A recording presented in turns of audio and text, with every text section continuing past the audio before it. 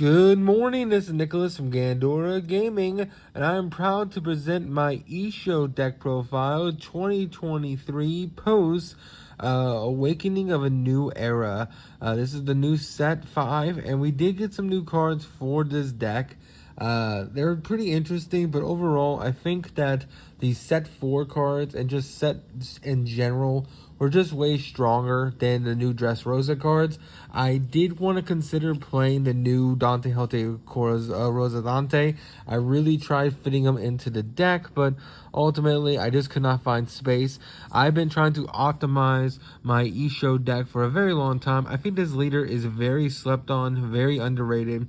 I think he has the potential for greatness, I really do, but a lot of people just sleep on him, and I think he has a really powerful effect. Not only does he affect where you put $1 on him and give all your opponent's characters -1 cost, but also if you rest the Dawn, you can set up to one of your characters with 5 costs as active, which is really powerful. Green and black have some really powerful 5 cost characters, especially blockers, and the idea is that this deck is just block city. You just play so many blockers just to ruin your opponent's day that even if they climb through a few of them, you just keep summoning them every turn, protecting your field, and just swinging it with your blockers, and then restanding them with your Issho effect, which is just really good. This is a very defensive deck, and I think that's what kind of throws people off, because we've been in a very aggro format for the last 4 sets with red. So I can see why people just don't think this deck is good, but I think they're sleeping on it. First things first, we're playing 4 Don Quixote Rosinante. This card's absolutely insane. The fact that on your opponent's turn, if this card is rested, your activated effects of base 5 can be KO'd by card effects. This is really solid, especially in a format with blue-black Sakazuki. Now, don't get me wrong, they still have bottom decking or just returning the hand, which is a thing that deck can do. So you're not completely immune to your effects, but the fact that you can just protect from their KOing effects, which is one of the best kind of removals in the game still, is still pretty powerful. And the fact that this protects your 5k blockers is just really good. Not to mention, on play, you can rest his character and then play a green character with 5 from your hand. The only way he would be better is if he either had a counter or if you just play any 5 cost character from hand. I don't know why it has to be exactly green, especially since you're supposed to play this in like green, blue, Rosinante, green, purple, Don Quixote del Flamingo, or I guess green, black Issho. So I'm not sure why it specifically says it has to be a green 5 cost. Don't get me wrong, we have plenty of strong 5 cost greens, but we also have some really good black 5 costs that I wish I could special summon with Rosinante, which we just can't. That's the only downside to this card. We are still playing the Supernova package. We're still playing 3 Eustass Kid.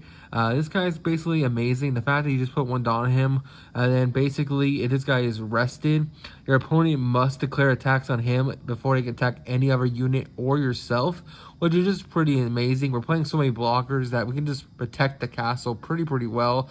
And basically, during the main phase, once a turn, you can rest his character and then play a 3 cost or less from hand, which is really powerful in general, and just a great card in general. I really like Eustass Kid. It is a protect the castle deck. Yes, there is new removal nowadays that is like non-targeting. Oh, not, I'm not going to say non-targeting. This isn't Yu-Gi-Oh! Non-destruction removal in the form of like bottom decking, which this deck does have the fear. I just feel like they don't have enough of it to just get rid of all the big guys that we are playing. For our last Captain Kid that we are playing the 7 drop from the structure deck, Eustass Kid. This guy's a blocker that if you have 1 Dawn during the end phase can restand himself. So he's just a 7k blocker that can also swing and restand, which is just really good. It helps you protect your Eustass Kid. This has been a literally structure deck staple since the beginning of the game, ever since set 1 where the 8 drop Eustass Kid came out. And I feel like it's still powerful enough in this deck. In other decks, it just became too slow because everything went more aggressive. But now that the format's forming into more of a control format, we're playing so many blockers that we can actually control the board and swing with our blockers, which is really, really good. Speaking of blockers that can swing a lot, we are playing Diamante. Diamante is just really good in general. The fact that he has the optional ability, if you put a Dawn on him and you have 2 Dawn active, he can restand himself. It's just really, really powerful. If you don't want to do that, though, of course, you can just use Issho's ability to restand him yourself. But he is just a 5k, 6,000 blocker that's green that can be summoned off our Rosinante, which is just really, really good. We are also playing 4 Trafalgar Law. He's the only really expensive card in this deck. Maybe the kids might have some pricings, and maybe the Rosinantes do, but this is actually the only really expensive card in the deck. This guy is still $17, but he is so good. The fact that he uses a 5k, 6,000 blocker, and then on play, you can return a character from your hand to play a character with 3 or less costs is just really, really powerful. And just really, really good in general. It's better in like red-green Law, but it's still a really powerful blocker in this deck, and is a must-have 4 of in this deck. Other blockers we are playing 4 Hina. Hina is amazing. The only way Hina would be better if it was green, but who cares?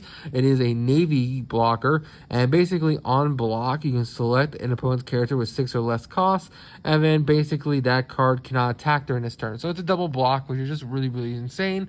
It doesn't have to minus Dawn like other blockers do, and it's just a 5k, 6,000 that we can restand, which is really, really powerful. For our other 5Ks that we're playing 2 Monkey D. Garp. Monkey D. Garp is replacing the Kobe's. I like him. The fact you just trash a card from hand and then kill a 4-drop is really, really powerful. We also have ways to minus cost in this deck. Not only is our leader minus cost, but we're also playing some really powerful minus cost counter cards in 2Ks that can also minus costs, which is just really, really good. And another way to minus cost is Garp's best friend, Sengoku. Sengoku is just a really, really powerful effect where basically when he attacks, you can minus 4 cost to a character. I feel like Garp and Sengoku just work so well in this deck.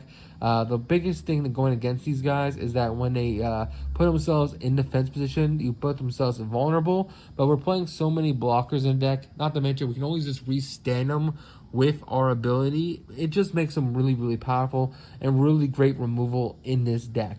We're also playing for removal X-Drake. X-Drake is a Navy and Supernova, which is really, really good because we have double way to search him. Not to mention, on play, he just KOs an opponent's rested character with 4 or less costs. Don't forget, we can lower costs, which is just really, really good. And this card just helps us clear the board really, really efficiently. We're also playing the other X-Drake. This is the only deck that actually plays this guy. This guy is very slept on. The fact that basically with 1 Dawn, during your turn, when this card is rested, all Supernova and Navy types gain 1,000 power. It's just really, really busted. It gives them all a boost when they're swinging, which is just really, really powerful. It's kind of like a Zoro effect, but on a character. Don't forget, we can also restand the X-Drake so we can make sure he doesn't get killed by battle. And just a really, really great card in general. For our 2K counters, we're playing 4 Tashigi. Tashigi is just a really, really good 4K counter. If you ever play it, you give up to one of your opponent's characters minus 2 cost, which is really, really good. And don't forget, we can always bounce it back to hand with Law, which is just also great. I took out the Tashigi's. I left in the Scratchman of Poos. I just felt like I wanted a 2K counter that is searchable with Jewelry Bonnie, and this is the only like really good 2K counter in the deck. I was really trying to fit in the new Corazon and the Killer Pirates. I really wanted to fit them in, but I just couldn't. I really wanted to, but I couldn't really fit them in. I was really sad, but maybe one day we can fit this Corazon. This Corazon's actually pretty powerful. Basically, it is a blocker that's 2,000, and if a character is rested, would be KO'd by any means, you can trash this card instead. It's just a really, really good effect in general, but I feel like for how easy it is to remove 2K blockers, it just wasn't good to play them, so ultimately I chose not to. And then he, of course, draws you a card, which is good. But again, 2Ks blockers are just really, really easy to get rid of nowadays. I just felt like I shouldn't be playing them. And finally, we are playing the 4 brand new. Brand new just says, hey, on play, search a Navy card, and then you trash a couple of cards, which is just really, really good. And then, of course, we're also playing the 4 Jewelry Bonnie because we are a Supernova deck. Basically, with 1 Dawn, rest her, and then you look at the top 5, add a Supernova to your deck to hand. Really, really great card, and just a great card in general. And that is it for the deck profile. I hope you all enjoy. Don't do anything stupid, and I'll see you on the next one. I really want Issho to be a great deck. I hope we get some brand new cards that make them stronger, and hopefully one day they will be. Hope you all enjoy. Don't do anything stupid. I'll see you on the next one. Bye-bye.